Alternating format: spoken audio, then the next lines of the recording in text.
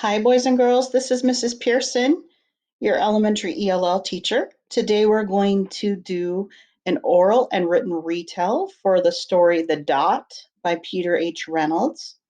And we're going to talk about the important parts in the story by following our turn and talk routine, where I ask you a question, you think about your answer, you pair up with a partner at home, or you can be my virtual partner, and then you share out your thinking in a complete sentence or sentences. So let's get started.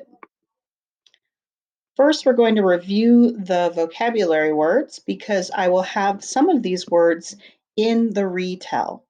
So the first word, number one, teacher. A teacher is someone who shows other people how to do something. Teacher. Number two, studied. A person who studied something looked at it carefully. Studied. Number three, surprised. A person who is surprised did not expect something to happen. Surprised. Number four, toward. Going toward something means going closer to it. Toward. Number five, bear. A bear is a large animal with a shaggy coat, a very short tail, and sharp claws. Bear. Number six, above. Above means over. Number seven, even. Even is a word that you use to show that something is surprising. Even. Number eight, pushed. Pushed means to have moved something forward or away from you. Pushed. All right, so again, I'm going to have some of those words in our retell, so that's why we're reviewing them. Let's do our learning target. I can retell the story The Dot with my partner using pictures, words, and sentences. Read it again with me. I can retell the story The Dot with my partner using pictures, words, and sentences. Success criteria. How will you know that you've reached the top of your learning mountain? How will you know that you were successful at retelling the story? So this is our roadmap to success. When we do these things, you will know that you're successful. I will, number one, answer the talk about it questions. I will, number two, say and match the characters and setting. I will, number three, write or match the lesson or moral of the story, what the characters learned. Number four, I will put the retelling pictures in the correct sequence or order. Number five, I will write or match the sentences to each picture, saying what happened first, later, and last. So if you have a partner at home, or if you're my partner, you need to remember some of these turn and talk rules. Number one, eye to eye, knee to knee. So make sure you're looking at your partner if you have a partner at home. If I'm your partner, number two, first one person talks, that would be me, and the other person listens, that would be you. Or if you have a partner at home, make sure you take turns with them.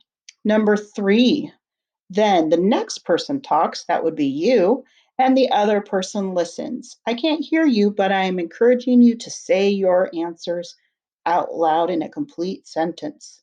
Number four, do not talk too long on your turn, or your partner will not have time to have a turn. And if you have a partner at home, or if I'm your partner, you can say, I agree with you, Mrs. Pearson, because, and say why, or I disagree with you, Mrs. Pearson, because, and say why. So here's our first main event. And if you were to go to the Journeys textbook, you can reread pages 16 to 17. Let's look at this first picture. Who is in the picture? So you could say, I see. Where are these people in the picture? They are. And what is happening in the picture? So number one, why is Vashti frustrated? Vashti is the little girl. And if you can see her face does not look happy. Why is she frustrated or not happy? So, in a complete sentence, you could say Vashti is frustrated because.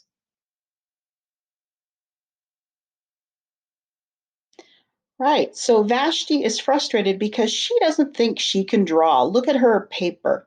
Do you see any drawing on her paper? She just sat there the whole art class and thought, I can't draw. So, number two, why does the teacher compare Vashti's paper to a polar bear in a snowstorm? So, here's her teacher. And when Vashti tells her that she's frustrated, or before she tells her she's frustrated, her teacher says, a polar bear in a snowstorm. Why does the teacher say that? What does she mean? The teacher says this because, the teacher says this because,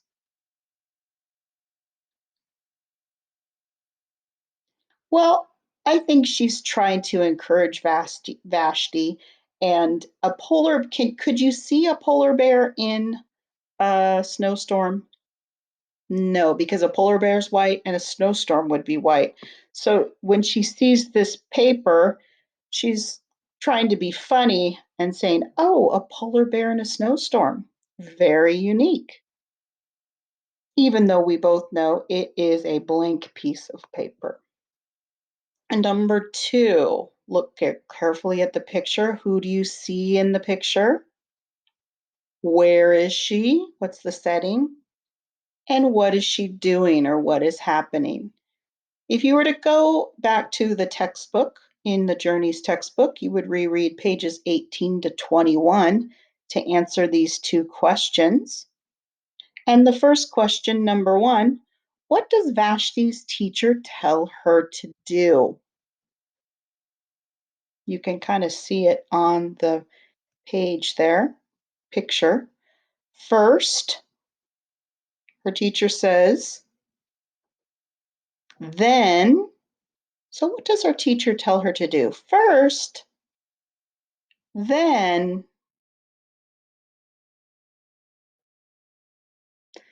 So first, Vashti's teacher says, make your mark.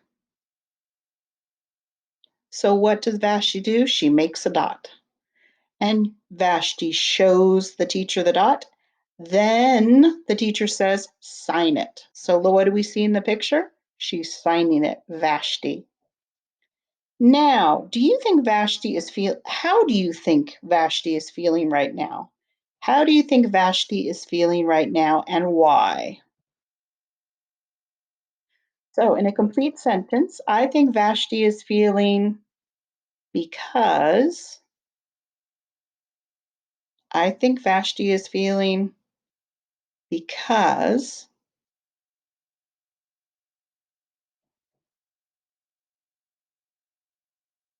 well, I personally think looking at her face, I think Vashti is still feeling frustrated or maybe a little irritated or upset because looking at her face, she's not happy with that dot. She's not happy with that mark. So she goes, well, at least I know how to write my name. Remember when she said that? All right, the third picture. Who is in the picture? Where is Vashti? Oh, I told you. And what is she doing? So if we go back to the textbook, reread pages 22 to 25, we can answer these two questions here. And the first question is number one, how has Vashti's work changed since the beginning of the story? So in the beginning, but now, so think back at the beginning. What was Vashti doing? What did her work look like? And now look at her work. So in the beginning, but now. So I remember in the beginning, Vashti didn't think she could draw. Her paper looked like a polar bear in a snowstorm. She didn't draw anything. But now She is drawing all sorts of dots, big dots, little dots, colorful dots, and even a dot without drawing a dot. Remember that? So number two, why has her work changed? Why has her work changed? Why did she decide to do this? Her work changed because,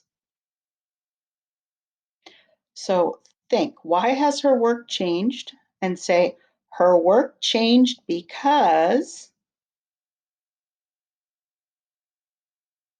so her work changed because she says, I think I can do better than that. So when she saw her dot with her name and her teacher framed it and put it behind her desk, she thought, I can do better than that. And she challenged herself. So her work changed because she thought she could do better. And so she took a chance.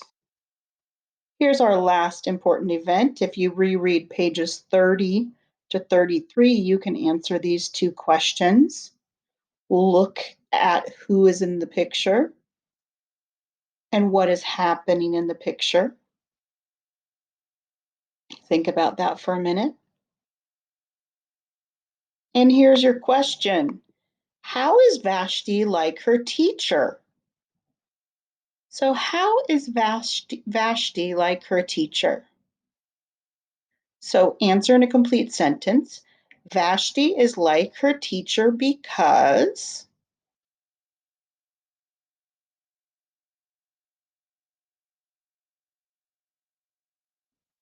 well, if you remember, Vashti had an art show, and this little boy here came to the art show, and the boy said, I wish I could draw like you, but I can't. So now Vashti tells him to draw a line. Oh, I think he says, I couldn't even draw a line with a ruler. And so she goes, show me, draw a line. So she over here, she looks at the squiggly line and then she tells her teacher, now sign it. So Vashti is like her teacher because she encourages the boy to draw something, this in this case, a line. And then she looks at the line and studies it carefully, just like her teacher studied her dot, and then said, now sign it. So I think that she is acting a lot like her teacher. She's encouraging him to do his best, to take chances, and to be proud of what he can do. So, what do you think the boy will do next? So, after he draws the squiggly line and he signs it, what do you think the boy will do next? I think the boy will, I think the boy will,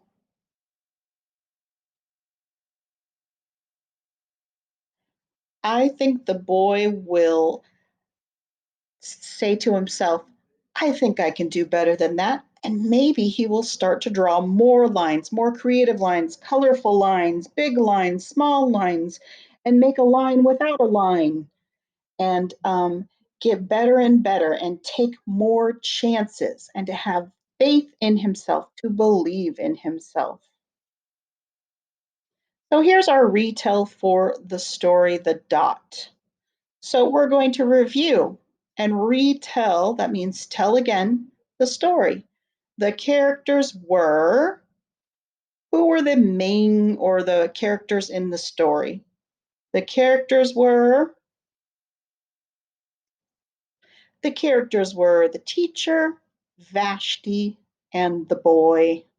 So say this with me. The characters were the teacher, Vashti, and the boy. Next,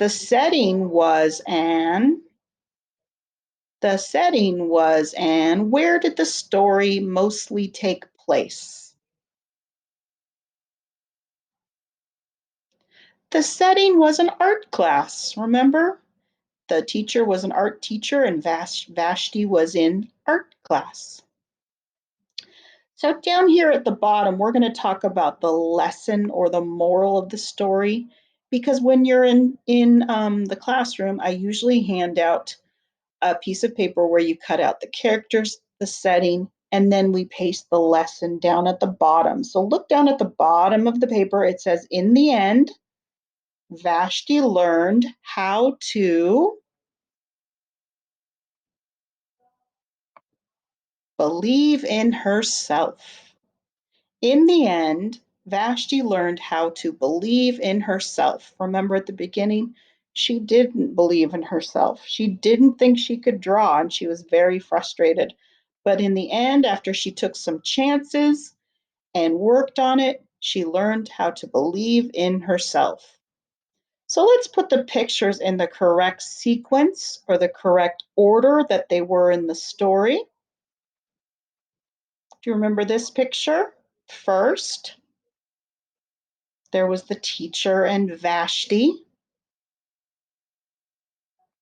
Later, there's Vashti signing her first drawing. Next, we have Vashti starting to believe in herself and starting to take chances and practicing. And last, we have Vashti telling the little boy to sign his work. So, first, what happened? Remember, we looked at the picture. Who is in this picture first?